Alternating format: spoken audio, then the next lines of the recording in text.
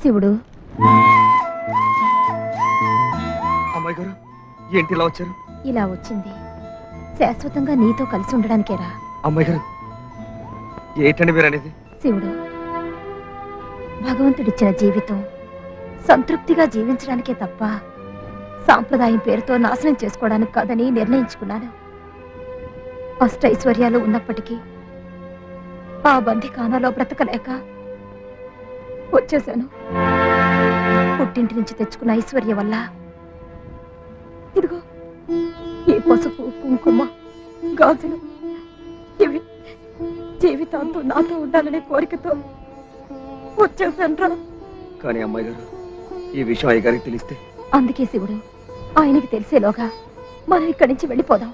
కన్న కూతురి బ్రతుకు కన్నా పదవే ప్రాణం అనుకుంటున్న ఆయనకి అందనంత దూరం వెళ్ళిపోదాం. అమ్మాయి గారు వెళ్ళిపోదాం శివుడు, వెళ్ళిపోదాం.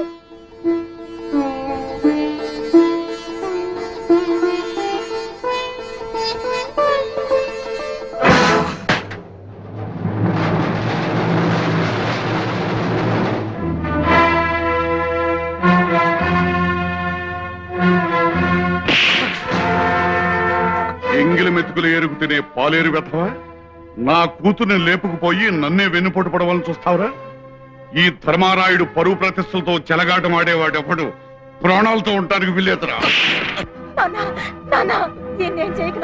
కావాలంటే నన్ను కొట్టు చంపు, ఎన్ని వదిలిపెట్టానా? ఏమే, నా పరుగు ప్రతిష్టలను గంగపాలు చేసి నా మర్యాదను మంటల పాలు చేయాలని చూసిన నిన్ను నిలువున చీల్చిన పాపం లేదే.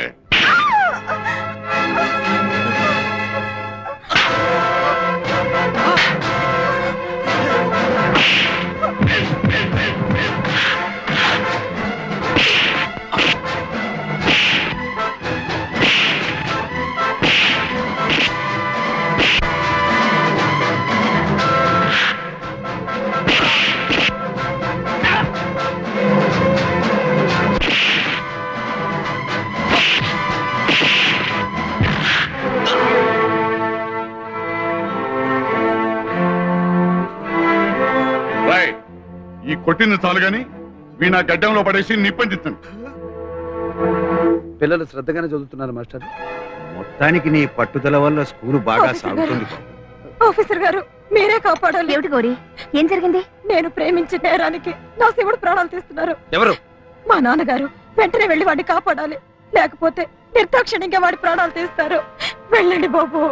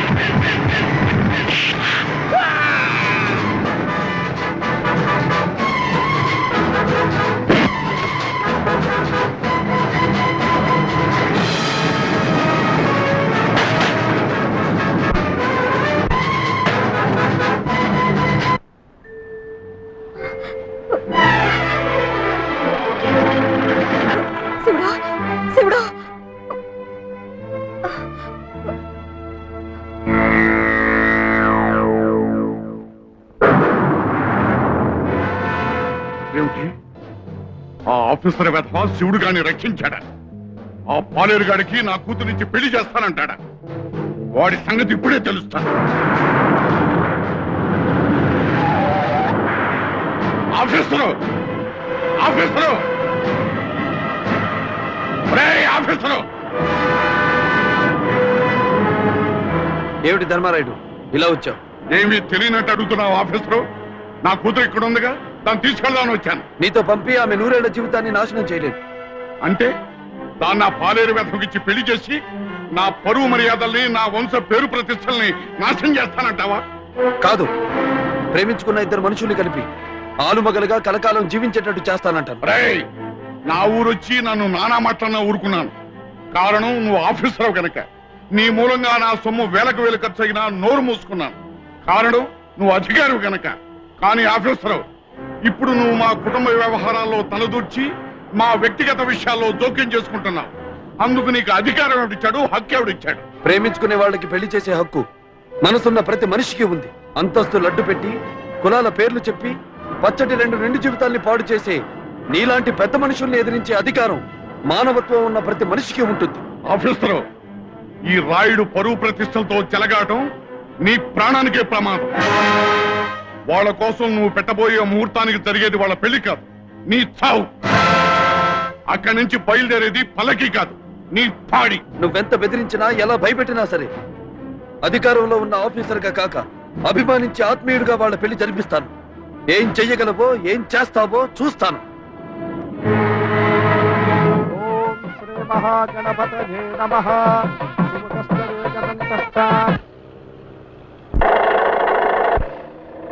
జగదోగజగన్మకః లంబోదరశ్చ విఘ్నో విఘ్నరాజో వినాయకః.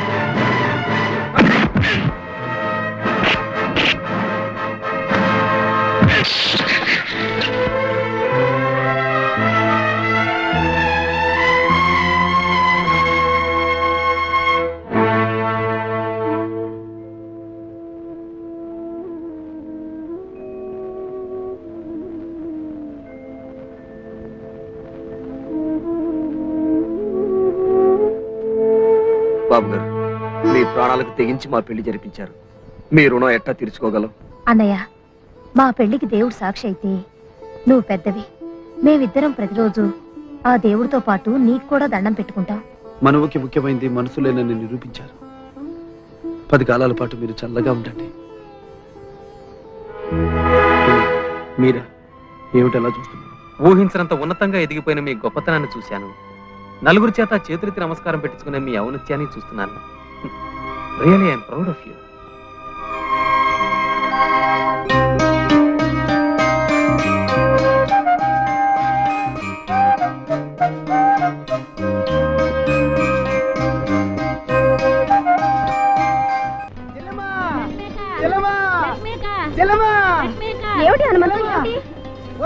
వచ్చింది, గోపి దగ్గర నుంచి ఉత్తరం వచ్చింది. మా అన్నయ్య దగ్గర నుంచి ఉత్తరం వచ్చిందా?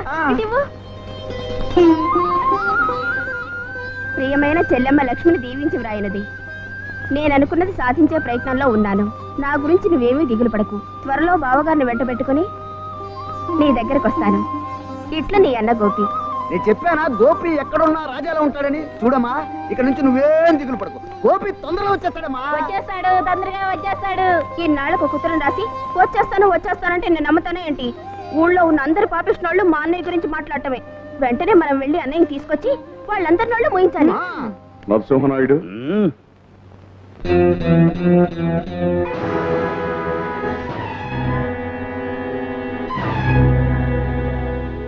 ధర్మారాయుడు నువ్వా? ఇంతకాలం నీకు అపోషణగా ఉండే సింహం లాంటి ధర్మారాయుడు ఇప్పుడు ఇలా వచ్చాడేమిటని ఆశ్చర్యపోతున్నావా? నాయుడు, నా కూతుర్ని ఒక పాలేరు వెధవకిచ్చి పెళ్లి చేసి మా కుటుంబాన్ని నవ్వుల పాలు చేసిన ఆఫీసర్ గాడు అంతం కావాలి. దానికి నీ సాయం కావాలి. అందుకే మన పూర్వపు విరోధాలను కూడా మర్చిపోయి నీ ఇంటికి వచ్చాను. కావాలంటే నా పదవి, నా పెద్దరికం కూడా నీకు ఇస్తాను. రాయుడు, ఈ ఆలోచన నీకు ముందే ఉండి మనిద్దరం కలిసి ఉంటే ఆ ఆఫీసర్ గాడి వ్యవహారం ఇంతవరకు వచ్చేదా? ఇప్పటికైనా మించిపోయిందేం లేదు. మనిద్దరం కలిసి ఆడి ప్రాణం మీద తేలిగ్గా పెట్టేద్దాం. టిక్కు నిప్పు గాలి లాంటి మనం కలిసిపోయిన సందర్భంగా బ్రహ్మాండంగా పండగ చేసుకుందాం. నాయుడు గారు, ఏమండో నాయుడు గారు, మీకు శుభవార్త. రాయుడు గాడి వెధవ కూతురికి పెళ్లి చేసేసి ఆ రాయుడు గాడిని ఊరందరిలోనూ వెధవం చేసేసాడు ఆఫీసరు. ఏకలు ఊడిన బోడి కోడి లాంటి ఆ రాయుడు గాడు అవమానంతో కుళ్ళి కుళ్ళి చావాల్సిందే. ఇంకా మీకు తిరుగులేదు. ఈ ఊరికి ప్రెసిడెంట్ మీరే మీరే మీరే.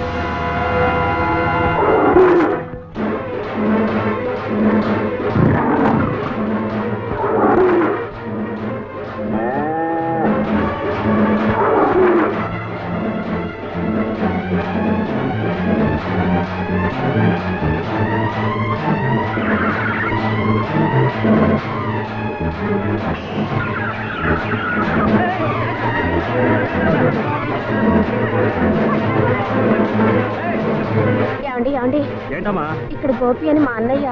ఆడ కొంపలట్టుకుని ఊరంతా గోలటి పోతా ఉంటే మధ్యలో అన్నయ్య తమ్మయ్య ఏంటి?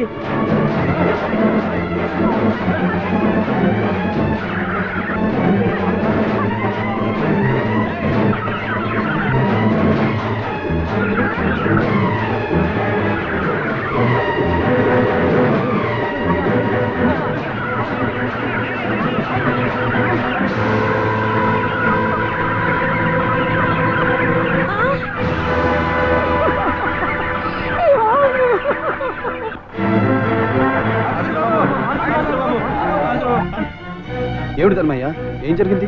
కోళ్ళఫారంలో పోస్ట్ మాస్టర్ గారిని ఎవరో దారుణంగా చంపేశారు బాబు. పదండి.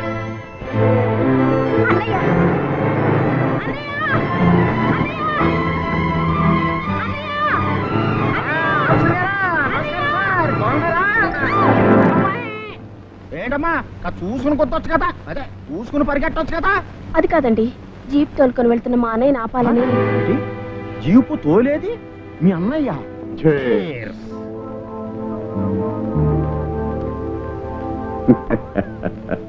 నాయుడు, పెద్ద పెద్ద యజ్ఞాలకు ముందు చిన్న చిన్న బళ్ళు ఇస్తారు. అలాగే ఈ ఆఫీసర్ గాడి అంతానికి ఆరంభంగా ఈ పోస్ట్ మాస్టర్ గారిని బలిచ్చేశాం. నీ మీద నాకు, నా మీద నీకు తప్పుడు మాటలు చెప్పి మన ఇద్దరి మధ్య శత్రుత్వాన్ని పెంచిన ఆ పోస్ట్ మాస్టర్ గారికి టిక్కెట్ వేశాం. ఇంకా ఆడికి పెట్టాలి.